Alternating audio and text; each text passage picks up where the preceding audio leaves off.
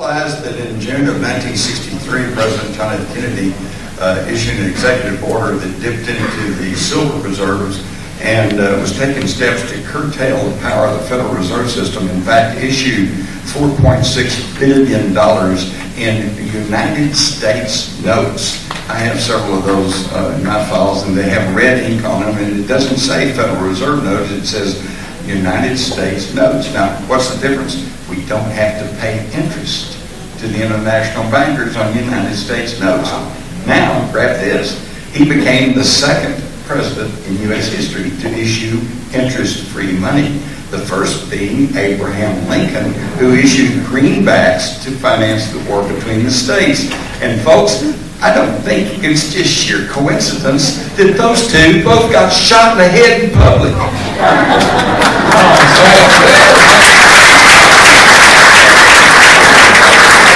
The trivia thing, Jim, I mean, I guess as a panel, I'm not only the moderator, but I'm also a talent.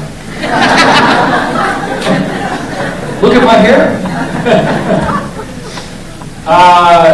There was the ancient Romans had this thing called the séculos, or the century, and it turns out that the reason why we're dividing our years into centuries is because it's one of these cycles of history.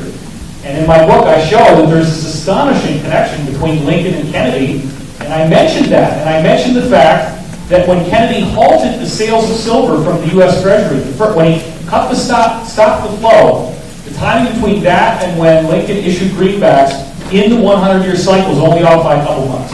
Wow. So there's like this harmonic connection between these two presidents. Both of them were succeeded by a vice president named Johnson from the South. They both, very amazing connections. So now, obviously, I'm blown away because I had no idea. $4.6 billion? Where did you find that? From the comptroller of the currency library. Wow. Now look, we all know that Wikipedia is so much a bastion of accurate knowledge. How do you spell it?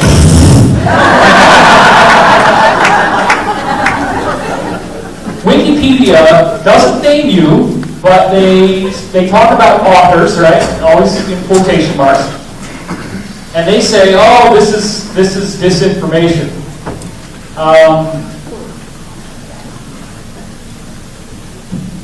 What you're saying is that basically Kennedy tried to overthrow the money system. And then the question is, why would the Federal Reserve, is it only about the money, or is there something else going on? Was there other stuff that Kennedy had gotten himself into that might cause this to happen? Oh, well, there was, I think, in the Kennedy assassination, and I think it's also true in 9/11, there's a confluence of agendas. It's not just one thing, but when things build up, okay, then they finally get to a point where they go, okay, that's it, we've had enough. In the case of the Kennedy assassination, the Kennedy Tax Act of 1962 was for closing tax loopholes for the international corporations. And not only was he issuing the money, the United States notes, but his Secretary of the Treasury was pulling power away from the Fed and giving it back to state banks. Okay, and of course he was going to pull us out of Vietnam.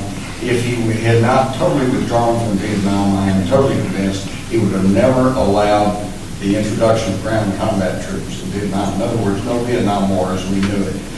His brother Robert Kennedy, as Attorney General, had a Get Hoffa squad and a Get Organized Crime task force. They were going after organized crime as never before or since, and all of this just stopped with the assassination. Do you think that in the Cuban Missile Crisis that this Federal Reserve cabal kind of set him up, or do you think they genuinely expected it was going to work? No, I think they were setting him up in a number of ways. Number one, I think the murder of Marilyn Monroe, I think was, when it comes down to, I don't know how you folks know about Marilyn Monroe, there's no question that she was murdered. The question becomes, Was it the anti-Kennedy people or the pro-Kennedy people? And for my money, although there's evidence pointing to both, and I don't think there's any question that Robert Kennedy and others kind of helped cover that whole thing up because they didn't want his liaison with Marilyn Monroe coming out at that time. But I do not believe they were the culprits. I think the anti-Kennedy people were behind it, and the idea was that it would all come out, and we found out that he wasn't faithful to Jackie, and the public would turn against him. When that didn't work, and there were some other assassination attempts, the one that really fascinates me is the first black Secret Service agent was Abraham Bolden, and I had met him, and he is just a wonderful person and a really gentle soul. And he was telling me that there had been an assassination attempt earlier in the fall of '63 in Chicago. But it got broken up because an informant had tipped him off what was going to happen. So steps were taken that prevented this, okay? And he wasn't sure who the informant was, but all he knew was that his name was Lee.